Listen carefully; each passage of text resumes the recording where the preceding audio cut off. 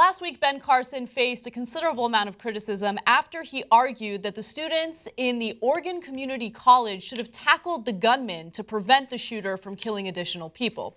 Well, recently he went on a Sirius XM radio show to elaborate on his comments, and he actually talked about how he was the victim of gun violence at one point in his life. Take a look. I have had a gun held on me when I was in a Popeye's organization. Wait, you eat Popeyes as a doctor? Was this before you were a doctor? At any rate, the guy comes in, puts the gun in my ribs, and I just said, I believe that you want the guy behind the counter. He thought that's I was. That's what you said? In that calm way? In that calm way, okay. He said, oh, okay. Over there. So you just redirected him to... Him to where he... Okay, I know there's a lot to talk about in that video, and the heart of it is that he redirected the shooter to the cashier. It's like, don't kill me, kill the cashier. But the part that I love the most is actually when he referred to Popeyes as an organization. I guess technically it is, but who the hell refers to Popeyes as an organization? No, the other day I was going to grab some fried chicken. By the way, I had Popeyes yesterday, literally. Popeyes is the best. Okay, no, I'm sorry. I went to that organization yesterday. I mean, who says, hey, Ben, I'm going to run the organization called Popeyes. You want some? Anyway, so he's more sophisticated than we are. Yes. Now, very. let's talk about substance of this clip and the clip that got him in trouble where he said that he would have done something if the shooter had come to him, right? It seems to be criticizing the victims like they didn't do enough in the most recent shooting, right? Yeah. But wait a minute.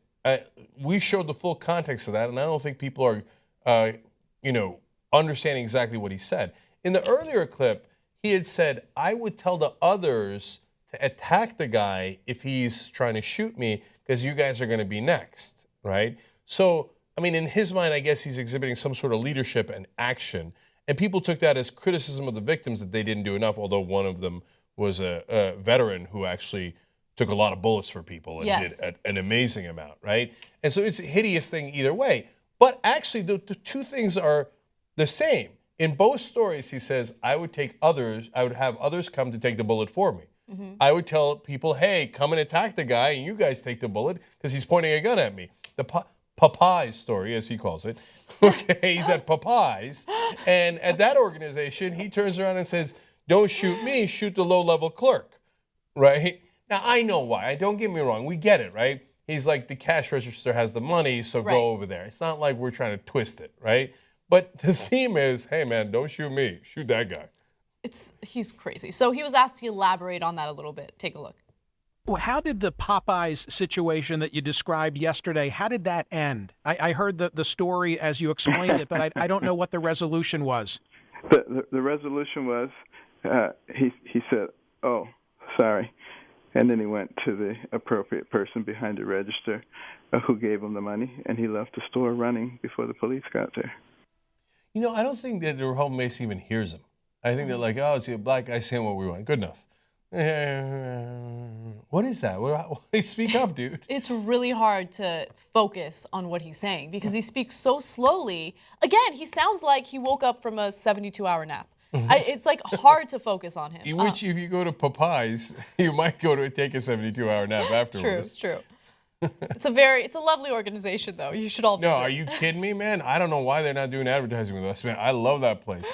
The biscuits. First time I had Popeye's biscuits, I asked for the chef. I asked to see the chef. Guy came out and gave me 3 biscuits. I'm not lying.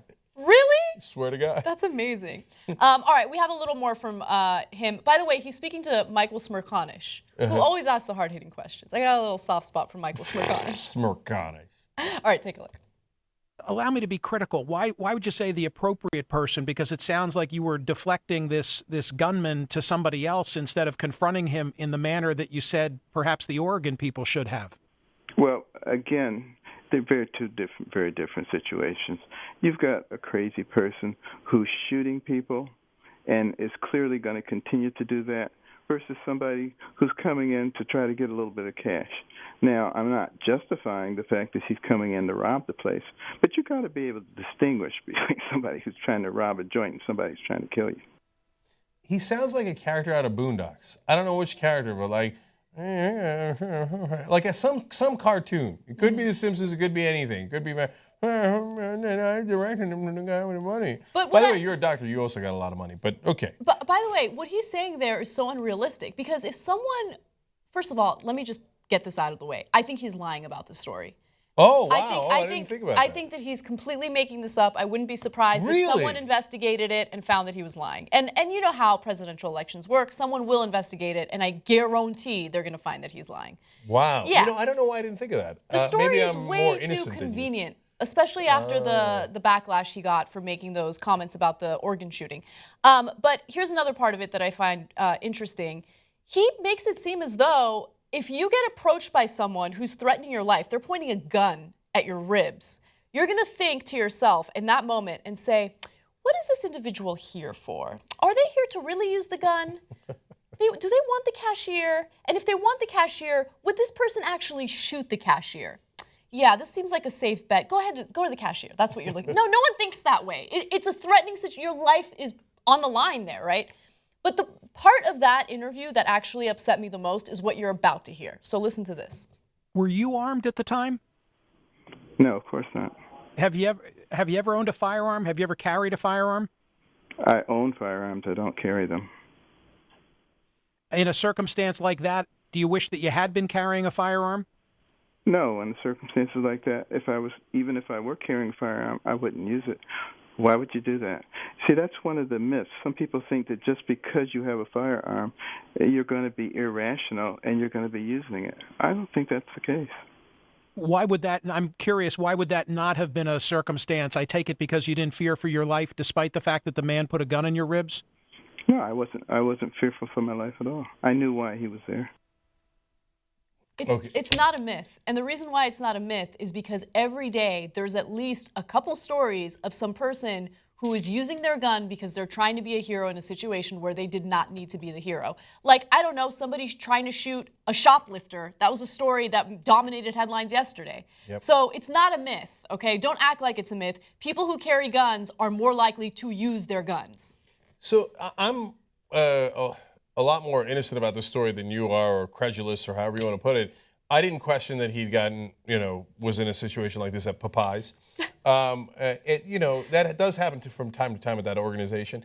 But when he whispered even lower when asked if he had a gun, that's where I thought, like, wait, do you really have a gun? Because it sounded like he felt he had to say he had a gun. Yep. Because to make people happy. But, I never carry it. So you won't be able to see it and you won't be able to prove it, right? Oh, yeah, and I believe him a little bit more than you because I believe that if a guy put a gun to Ben Carson, then he might be as calm as he always is, because he just woke up from that nap. So he's like, "Oh, I'm a little groggy. You might want to get money from that guy."